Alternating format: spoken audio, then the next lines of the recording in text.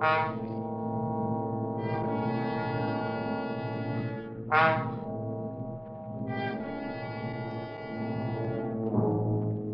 were standing at the doorway of a cabin on Cashier Creek. Up on the ridge, the bloodhounds have caught your scent. And between you and a fortune, between you and escape, yawn the white jaws of a deadly cottonmouth.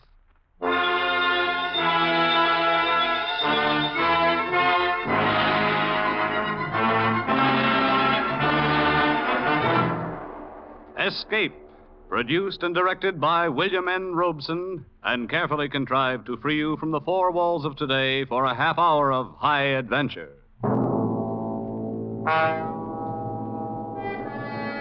Tonight we escape to the worn-out acres of a poor white trash farmer somewhere in the southern mountains. In Irvin S. Cobb's great tale of vengeance, Snake Doctor.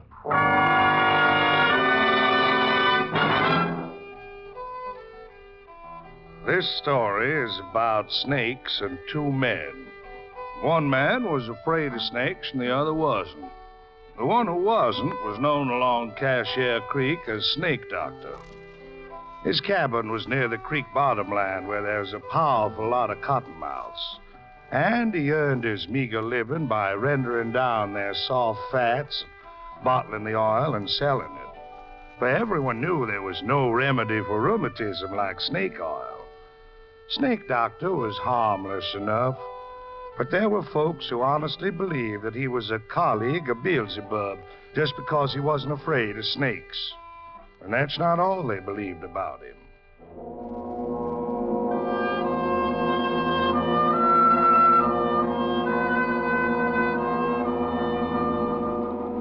Now, the man who was afraid of snakes was Jafe Morner, who was Snake Doctor's nearest neighbor.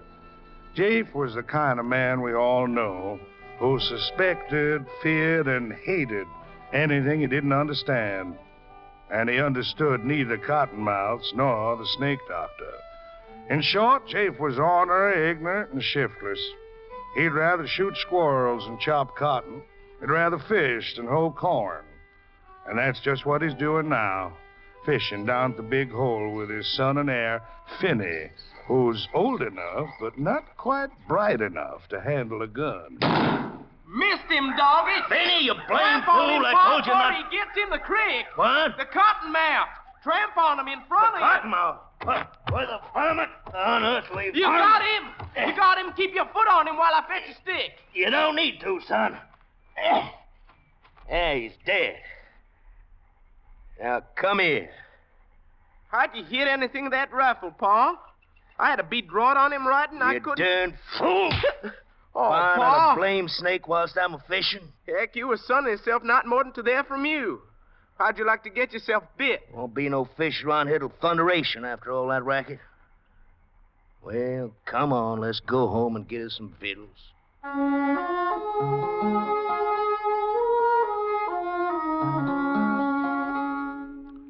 Jafe Morner tossed his bait can into the creek and threw a stick after it. He stood there watching the stick drift slowly toward the Big Hole, where the creek widened behind a jam of driftwood. Jake watched as the eddy caught the stick and sucked it beneath the dam. Jafe was curious. He moved downstream a rod or two and waited, watching the water boil up from under the driftwood. But the stick didn't come up. That was strange. Must have caught under there in a tangle of water-soaked and sunken logs. Probably it'd stay there for months. Maybe stay there always. Jafe considered this, and an idea began to form in his slow mind as he and Finney started home. Hey, Pa. How much oil you reckons in this one? Pa? Pa? What you jawing about, son? This old cottonmouth. How much oil Throw do you it down. Throw it down? Why? Throw it down like I say. I'll make you wish... Pa. I was aiming on rendering the old cottonmouth's fat like the Snake Doctor does. Maybe sell it and make myself some money. I don't like squirming things around me. But it's dead. Leave it where it dropped. Now, come on home. You was scared on cottonmouths, Pa? I know better than to get myself bit by him. Tip Bailey know the fella got himself bit once. There wasn't a drop of liquor for miles. So he goes to work and cuts open a live chicken and puts it by his leg where the bite was. And the fella lived, too. Yeah. Reckon Mr. Rives ever gets himself bit, Pa? Handling cottonmouths like he does? Who? Mr. Rives. Who? Mr. Rives. That's old Snake Doctor's real name. Ma says I oughtn't to call him Snake Doctor. Never mind what your ma says. Nobody in my family's calling no snake-loving scum Mr. Rives. Heck, that's what I say. We'll see what you do. Sure, Pa. You know, I could have made myself some money rending that cottonmouth's fat down into oil. How much you reckon old Snake Doctor makes out in the oil he sells? I don't know. Tip Bailey says old Snake Doctor's got more than $1,000 hid away somewheres in his cabin. More than that, most likely. Cussed old miser don't spend nothing. Ain't got nothing save that old rack-of-bones mare. Tip Bailey says whenever old Snake Doctor sets foot out in his place, he's got the granddaddy of all cottonmouths that he leaves out in the cabin to stand guard on his money. Tip Bailey says he seen old Snake Doctor put him in his pocket. Live cottonmouths. Snake Doctor ain't fitting to be alive himself. Oh, Ma says he ain't bad. Says he don't mean nobody harm. Your ma better be careful who she's associating with. She says he don't have good sense. Had the fever too much, he says. You ever been in the Snake Doctor's cabin, Pa? I don't have nothing more than I have to do with that snake-loving hoodoo. Tip Bailey says he bet wouldn't be no task at all for some no-good to poke around in the Snake Doctor's shack and find all the money and make off with it. Oh, this blame son done near rendering me down. Look at my head, full of sweat, Pa. Here, look it. See? Done near gourd full of sweat come off me. Why you turn down that way, Pa? It's come on noon. Dinner be most ready. I'm gonna tell the snake-loving hoodoo that there's some of them cottonmouths on the creek side of our deadening. Oh, heck, he knows that. I'm gonna tell him he's got my leave to catch him. You don't need to come along if you don't want it. Well, if you're going over to his place, I'd kind of like to see it my own self.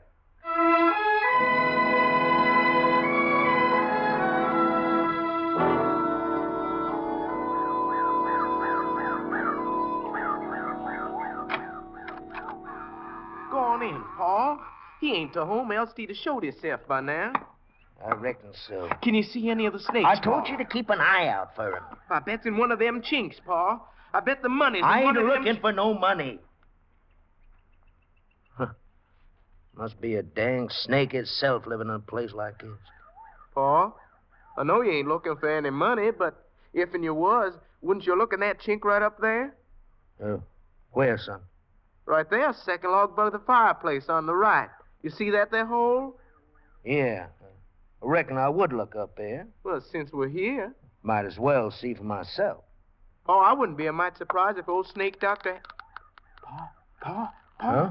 Somebody's out on the porch. It's a Snake Doctor. Was you looking for something, Chief Mourner?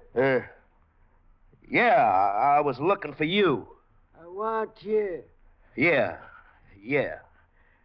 Look here, you old hoodoo. What's the idea of sneaking up on folks who took the trouble to come all the way down here to do you a favor?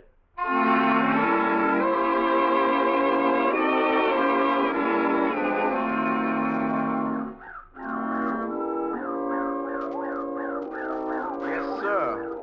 Like as not, that old Snake Doctor had a dang moccasin squitching around in his pocket whilst he was talking to you, Pa. Did you mind how his eyes was when he come in? Yeah. Dang, if it wasn't blazing like when you run across a little rabbit or a cat in the dark. Scared me out of 10 years' growth, dang if it didn't. And did you mind how I kept looking up at the wall where I said I bet he had the money? Between the chinks Finney. up there? Huh? Finney, don't you say nothing to your ma about us being at the snake doctor's place, you understand? Why should I, Just Pa? don't. And don't you go nigh it again. Cuss old varmint, you'd have thought we was prowlers the way he acted. Finney, that you out there? Yep, Ma. Dinner about ready. You pour with your son? Yeah. Have I time enough for dinner to go down the spring get me some more cold water? And if you stir your thumb, Shaquille. Hurry it up, son. I'm hungry. Yeah, Pa. Catch anything, Jay? How you think I can catch fish with Finney firing off my gun at cottonmouths all the time? Ain't this heat more than a body can bear? No. Any cooler by the creek? No. Oh, that poor old Miss Rives come by here a spell ago. Mine and I shook to pieces with a chill. Oh, he come by, did he? Well, did he come in? Just for a minute. Just for a minute, eh? What'd he want? He wanted could I give him something for his ailment. He just about could drag one sour foot before the other. Barely could make it up here from his place. I reckon he must be down in bed with the fever by now. I could tell by the touch it was rising in him when he left here and started back home again. I gave him a dose out in our butler's Aga drops. I would have given him a little smidgen of liquor. Oh, you would, huh? Oh, please don't, Jake. Don't want me. Poor old Miss Rives. Mr. Rives. Mr. Rives. How many times I gotta tell you that the old hoodoo's name is Snake Doctor? He don't mean nobody no harm. Him that'd skin a louse for its hide and tallow, and you calling him Mr. Rives. You'll be calling him Honey and Sugar next. Well, without I learn you better. Please, Jake, please. Paid names, huh? Tell by the tatch, could you? Well, I aim to learn. What's his name now? Well, what's your poor Mr. Rives' name now? Snake Doctor.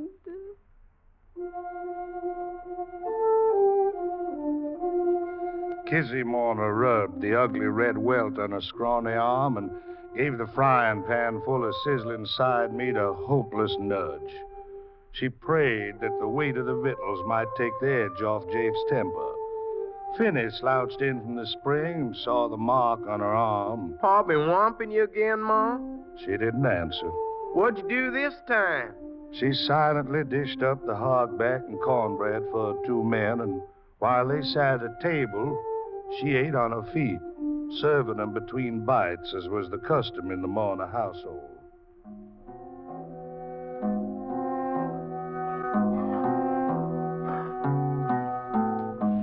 After dinner, Finney stretched out under the chinaberry tree, and Kizzy sat on the porch fanning herself and dipping snuff with a peach twig, scouring it back and forth on her gums. Jafe took his ease on the floor of the back room, but he didn't sleep.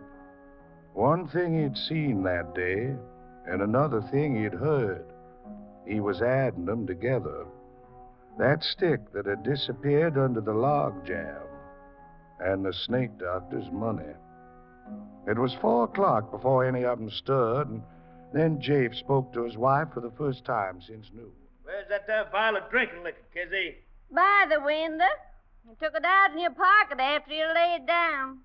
I ought to carry a vial of drinking liquor with me, Ma. I might get bit by an old moccasin as soon as Pa would. Well, you better not let me catch you. You find it, Jay? I just remembered I won't be needing to tote no spirits along with me while I'm going. I wouldn't take no chance, Jay. Just one cottonmouth bite. Cottonmouths all down the slashes, also along a creek. Well, I'll be this evening's up on Bailey's Ridge in the high ground. You fixing to go shooting? I aim to gun me a chance of young squirrels between now and dusk time. Reckon I'll come along, Pa. You're staying here, son. Oh, dang it. Be steaming in the place when the rain comes down. Pa, you might be needing me. You stay here. Oh, Pa. And Kizzy set me up a snack of cold supper on the shelf. Likely I won't get back till it's plumb dark.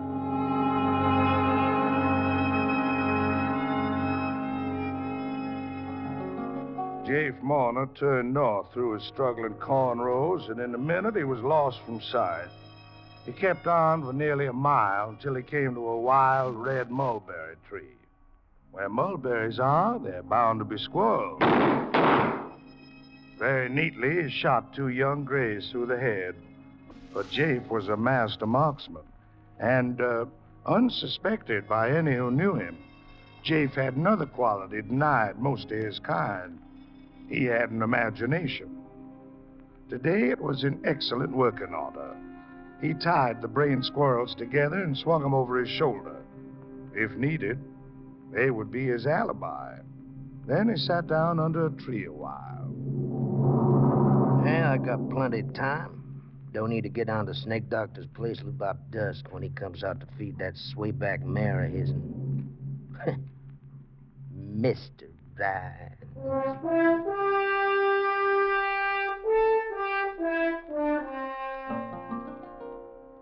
He sat out 2 brisk thunder showers and the intervals between them. Then he started off in a wide arc down Bailey's Branch along the skirts of Little Cypress Slash to the sunken flats edging Cashier Creek. Took more than an hour careful traveling before he came to his destination, a screen of haw bushes, less than 50 yards behind the Snake Doctor's cabin. No matter how ailing he is, he'll get up and come out to feed that rack-of-bones mare. Mr. Ryan. I'll learn him to go colleaguing around another man's woman. Jafe Marner let his jealousy heat him to a white hatred. At this moment, he was avenging his honor, and thus was spared the embarrassment of admitting to himself that the real reason he was here was the Snake Doctor's money hidden behind the log by the fireplace. The home-wrecking, snake-loving varmint. 10 minutes from now, I'll chunk him down the big hole in the creek like I did that stick this morning, and he'll go down and never come out. And nobody'll miss him. Nobody'll know he's gone for at leastwise a week, maybe a month. And maybe if I get around to it, I might come back this way someday. Poke around that cabin of his. Jafe Marner's speculations were cut short. The cabin door opened, and a figure stepped out into the growing dusk and walked toward the stable. He saw the Snake Doctor's loppy old straw hat and his dark coat drawn over a pair of hunched, narrow shoulders. At this distance, he couldn't miss.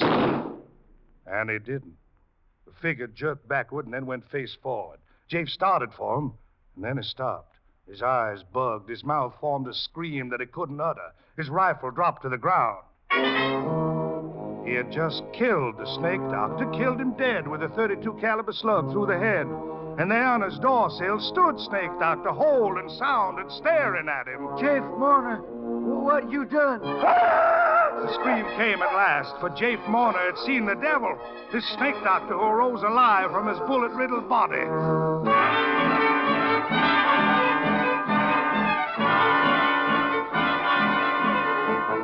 Jafe whirled and ran into the deep, darkening woods, whimpering like a whipped puppy as he tore through the brush. Escape. He must escape. He must get under the shelter of a sound roof, have the protection of 4 walls around him. So he ran and ran for hours.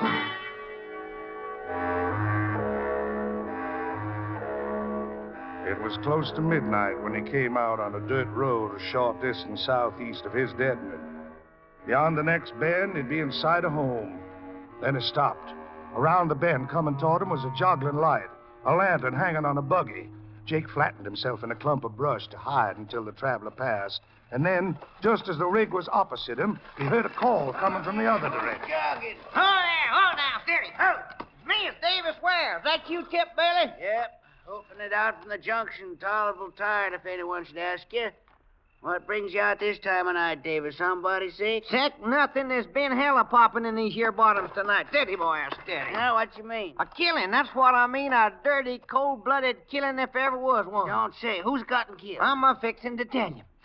It happened just around dusk time at old Snake Doctor's place. Yeah? Was him was killed? Now, just give me time now. Yeah? It seems like Snake Doctor's been a-chilling lately. Uh-huh. He's pretty bad off today. Yesterday. And so long about 5 o'clock, when the rain was a-lulling a little bit, why, Miss Kitty Warner, see, she footed it down from her place to his and fetching some physic with her. And a plate of hot victuals. Miss Mourner's a mighty thoughty one for doing things for folk. Don't you want to hear this? Yeah, go ahead.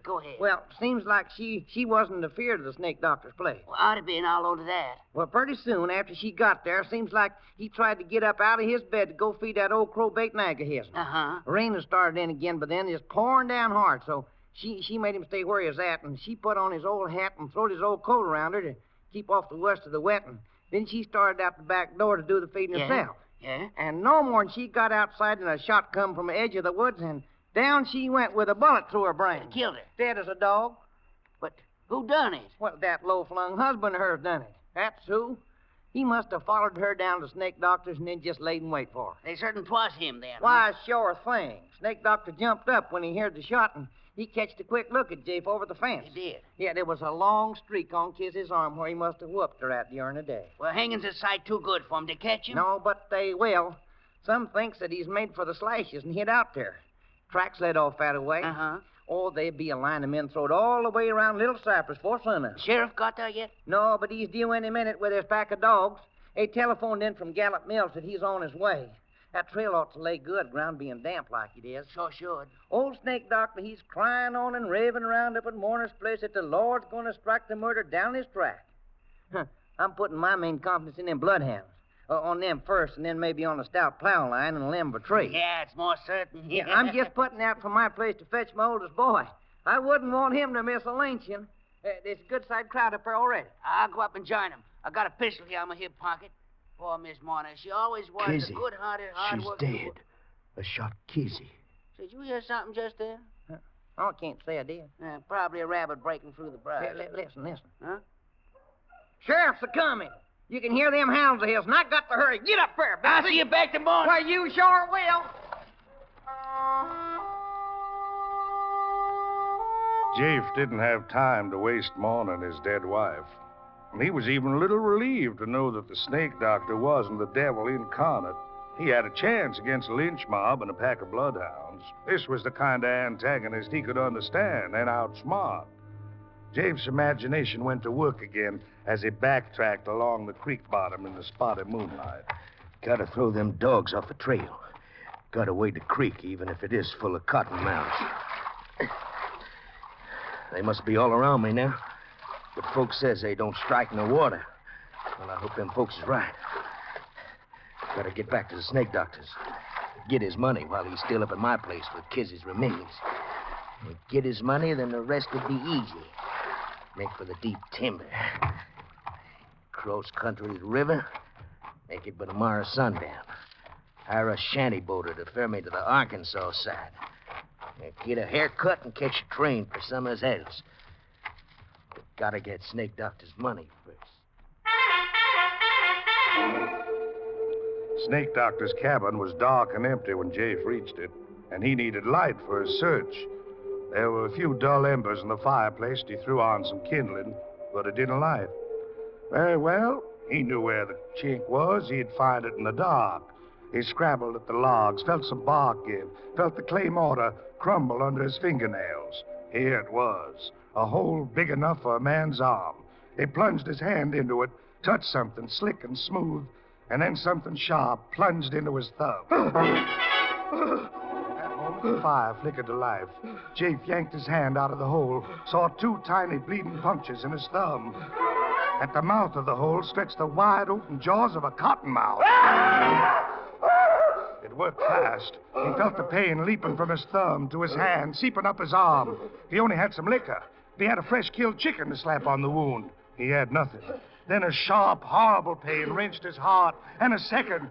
And there in the firelight, the huge cottonmouth poised in its crevice. Jafe leaped out of the shack and started blindly for the timber, staggered, stumbled, and pitched forward on his face. His open mouth full of weeds and muddy grass stems. The cramping fingers of his outstretched right hand almost touching a reddish-black smear on the wet, trampled grass.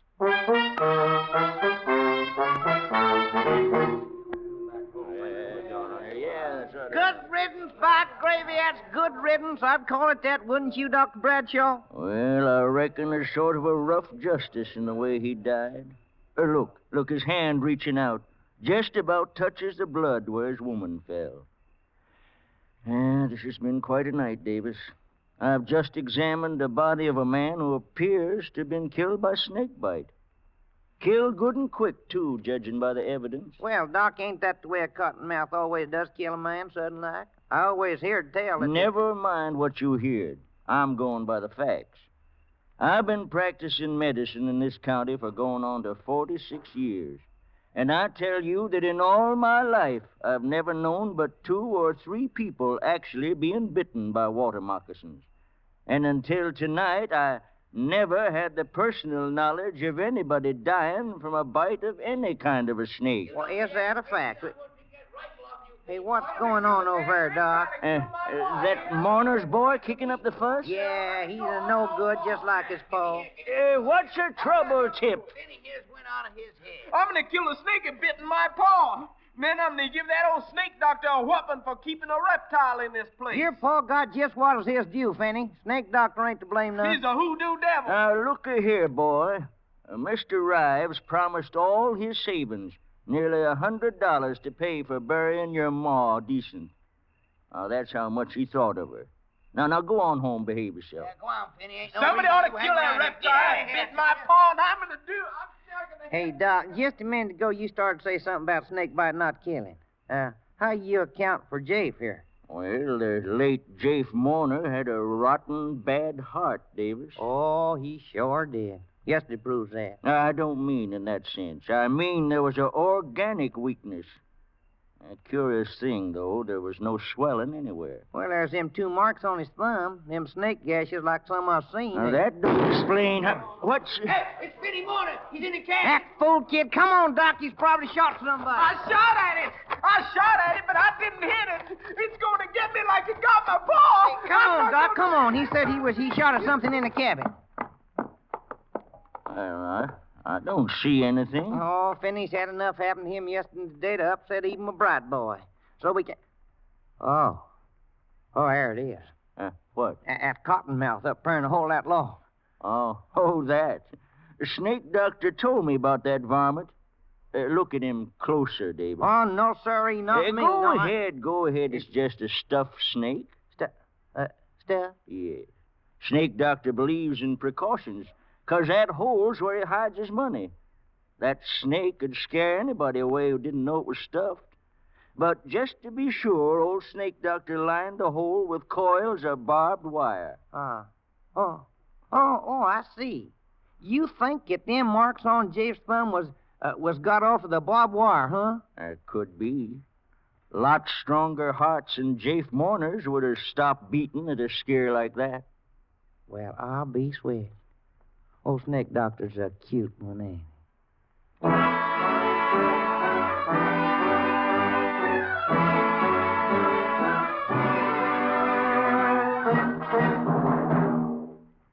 Escape, produced and directed by William N. Robeson, has brought you Snake Doctor by Irvin S. Cobb, adapted for radio by Fred Howard, who also played Doc Bradshaw.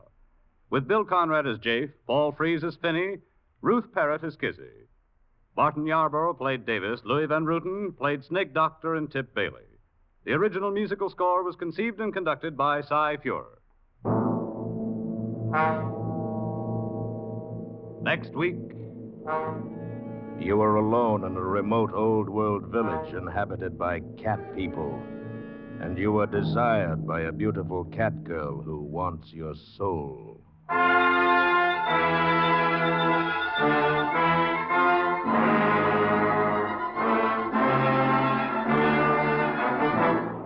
Next week, we escape with Algernon Blackwood's eerie story titled Ancient Sorcerers. Good night, then, until the same time next week when we again offer you Escape.